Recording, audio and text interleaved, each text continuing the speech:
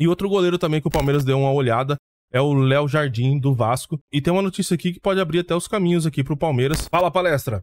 O Palmeiras se reapresentou na última quinta-feira, ontem, para dar início aos trabalhos aí, focado na Copa do Mundo de Clubes que vai acontecer nesse mês. E o Palmeiras estreia no dia 15 de junho. Só que como tem vários jogadores aí pelas suas seleções, né, com a data FIFA, o Palmeiras teve uma baixa aí de 8 jogadores que estão pelas seleções. Tem o Estevão na seleção brasileira e outros aí dos gringos que fazem parte, né, do nosso elenco. Então, entre os jogadores que foram convocados aí, tem o Estevão, Gustavo Gomes, Richard Rios, Piquerez, Facundo Torres e Emiliano Martinez, que estão servindo as seleções. E aí o Luigi e o Benedetti tá com a seleção sub-20. Então, esses jogadores aí que estão fora por causa das convocações e data FIFA, vai se juntar ao clube lá nos Estados Unidos já, lá pra semana que vem, depois do próximo jogo que vai ter das seleções. Mas ainda vai dar tempo aí de fazer algum treinamento antes da estreia. E aí sobre o Mundial, lógico que é muito difícil de um time brasileiro conseguir ganhar, de levar esse título, mas eu vou levar em conta assim, pros times brasileiros, o que é mais importante aqui nessa questão de participar do Mundial é lógico, tentar expandir a marca, levar isso pro mundo afora, mas principalmente a questão financeira. Então aqui, ó, entenda como o Palmeiras pode ter mais de 100 milhões de reais acima do orçamento com a Copa de Clubes. O Verdão projetou as finanças antes da divulgação dos valores que seriam pagos pela FIFA. Números serão deduzidos de impostos nos Estados Unidos, mas ainda vão turbinar as receitas de 2025. Então o Palmeiras fechou o balanço lá das receitas que iria receber esse ano, antes da divulgação da FIFA aí dos valores. Então tudo que receber aqui, independente se vai ter menos ou mais impostos, vai ser acima do que já estava previsto pro Palmeiras. E a questão dos impostos também vai ser uma coisa meio salgada. Até eu vou trazer depois também que os clubes brasileiros estavam pensando em abrir uma empresa lá para poder dar uma melhorada aí nesses números. Vamos ver aqui, ó. A Copa do Mundo de Clubes renderá dinheiro novo ao Palmeiras.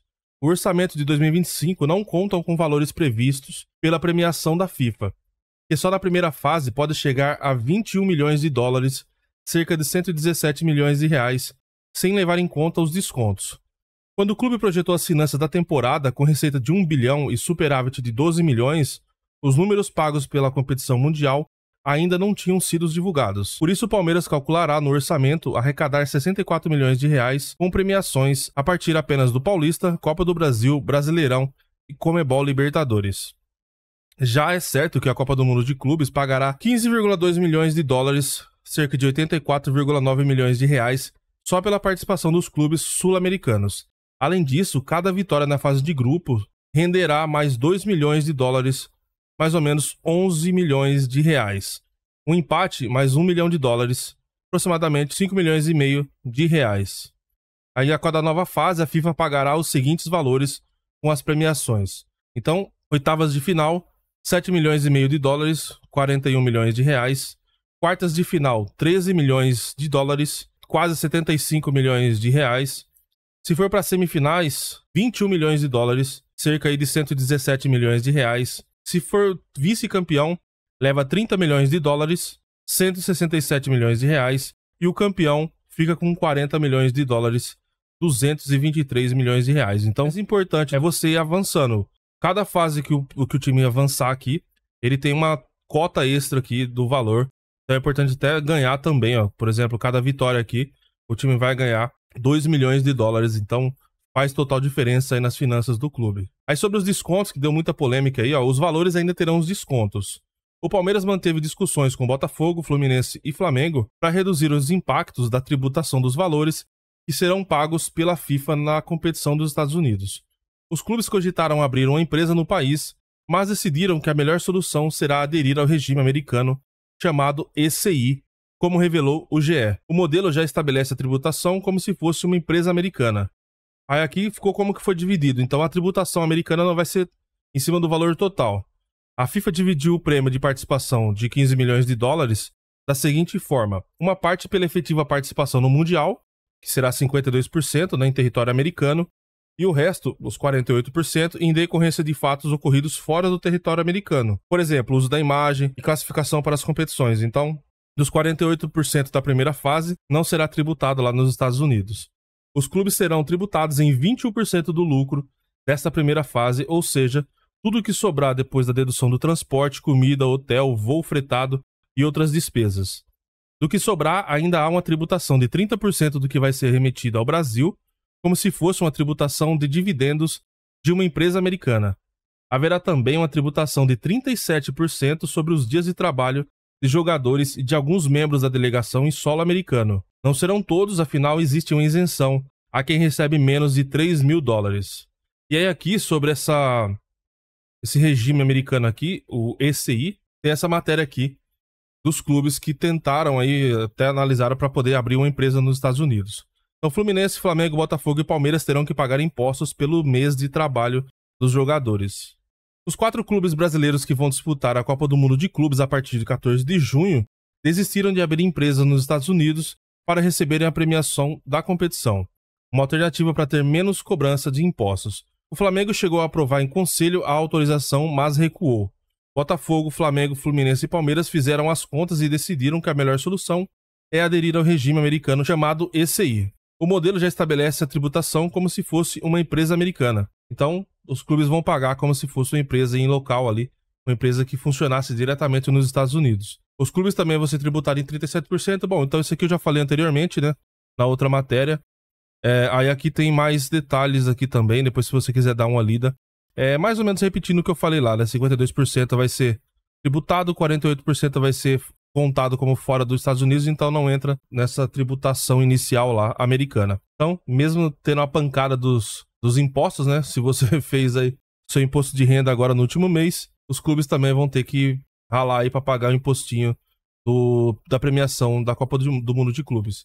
E sobre a janela de transferências, que está aberta agora até o dia 10 de junho, que é a janela extra que a FIFA liberou. Provavelmente o Palmeiras não vai trazer mais ninguém, né? Por mais que diga que tá sondando o mercado, mas eu acredito que não vá. O estilo de que o Abel trabalha, eu acho que ele não vai chegar com um jogador assim de última hora para poder trazer para o Mundial. Mas os nossos rivais, né, estão trazendo jogadores. Então aqui, ó, o Porto anunciou um meia que custou quase 100 milhões de reais e ele vai já jogar o Mundial. O Porto, que será rival do Palmeiras no Mundial, anunciou a contratação do meio-campista Gabri Veiga. O jogador disputará a competição pela equipe portuguesa. Então o clube pagou 15 milhões de euros fixos, né, quase 100 milhões de reais. Lembrando que eles também vieram com a proposta de 20 milhões de euros aí pelo Richard Rios, para já ter o jogador para o Mundial, mas o Palmeiras recusou de início. Talvez eles voltem a conversar aí depois na próxima janela, que abre o mês que vem, né? Essa janela extra aqui fecha no dia 10, e a próxima, se eu não me engano, vai abrir no dia 1º de julho. E aí vai até setembro. E aí talvez feche o negócio com o Richard Rios. Então o Gabri Veiga já vai enfrentar o Palmeiras no Mundial. E também o Al Ahly, também, que é adversário do Palmeiras, está no mesmo grupo, contratou um ex-jogador do Aston Villa. Vai jogar o Mundial também. Então os rivais aí se reforçando. Vale lembrar também que lá eles estão no início da temporada, né? Como eles terminaram agora, a temporada nossa está no meio, lá eles vão começar uma nova temporada, então eles já estão contratando também para a sequência do ano, para a temporada 25-2026. Então, essa diferença também pode ajudar muito eles a contratarem, já não pensando só no Mundial, eles contratam já para o Mundial, mas pensando já para antecipar aí o restante da temporada. E o Palmeiras, para não falar que não tá atrás de ninguém, né? Deu uma sondada aqui, matéria do nosso palestra, pelo goleiro Matheus Albino, goleiro do CRB, que jogou contra o Santos aí, catou pênalti e eliminou o Santos. Então, aos 30 anos, o atleta vive o melhor momento da carreira e desperta a atenção do Palmeiras, que busca um novo goleiro para ser opção ao Everton e ser um reserva imediato, visando que Marcelo Lomba, que tem contrato só até o fim de 2025. Então, o Lomba praticamente já tá fora do Palmeiras, né? Já ia sair agora, mas decidiram que ele vai terminar o contrato, ele ia até pro Fluminense, mas vai terminar aí até o final do ano. E aí o Palmeiras está em busca de um goleiro, né? Falaram até do Gabriel Grando do Grêmio. Teve até proposta que o próprio Gabriel Grando falou que chegou 2 propostas, mas no Palmeiras e o Grêmio não fechou. Talvez feche também, assim como o Richard Rios.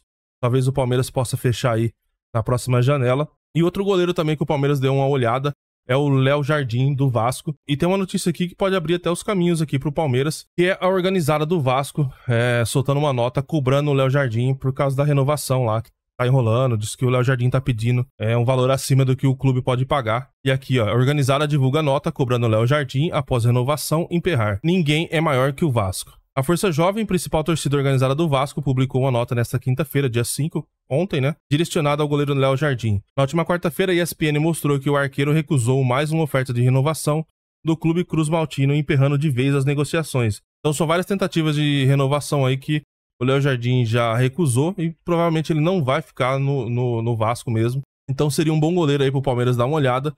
A questão é, vamos ver se ele vai conseguir, né, ter a paciência que o Everton teve quando chegou no Palmeiras, pra ele ser um reserva aqui e pra entrar imediato quando o Everton não puder jogar. Se ele tiver essa paciência e entender que pode ajudar o clube, eu acho que é interessante o Palmeiras trazer ele sim, porque é um bom goleiro, né? Um goleiro já que já mostrou muito num time igual o Vasco, que sofre muitos gols, que o time é muito aberto, ele salvou muito, e se não fosse o Léo Jardim, o Vasco estaria muito pior. Então, testado ele foi, e aparentemente é um bom goleiro sim. E aí eu queria até saber de você. O Palmeiras deveria ir buscar o Léo Jardim para ser um reserva ali do Everton, já que o Lomba não vai seguir no Palmeiras, né? Você acha interessante ter o Léo Jardim no elenco do Palmeiras? Comenta aqui que eu quero saber também a sua opinião, beleza? Bom, então é isso, foco aí esperando o Mundial, um pouco de ansiedade, né, pra saber o que vai acontecer. Não tem jogo durante agora esses 9 dias, vamos aguardar aí que dê tudo certo na preparação aí pra gente fazer uma boa primeira fase aí nesse campeonato. Bom, deixa o like se você ainda não fez isso, se inscreve no canal e ativa o sininho pra você receber nossos próximos vídeos. E também quando você clicar no joinha, no like, se você tiver pelo celular, vai aparecer um botãozinho do lado escrito Hypar. Clica nele também, que ajuda o YouTube a entender que o nosso conteúdo é relevante e que você gosta desse tipo de conteúdo sobre o Palmeiras aí, sobre informações, para quando tiver novos vídeos desse, o YouTube te enviar uma notificação para você não perder. Tá beleza? Fechado? Compartilha o vídeo se possível e eu te espero no próximo vídeo.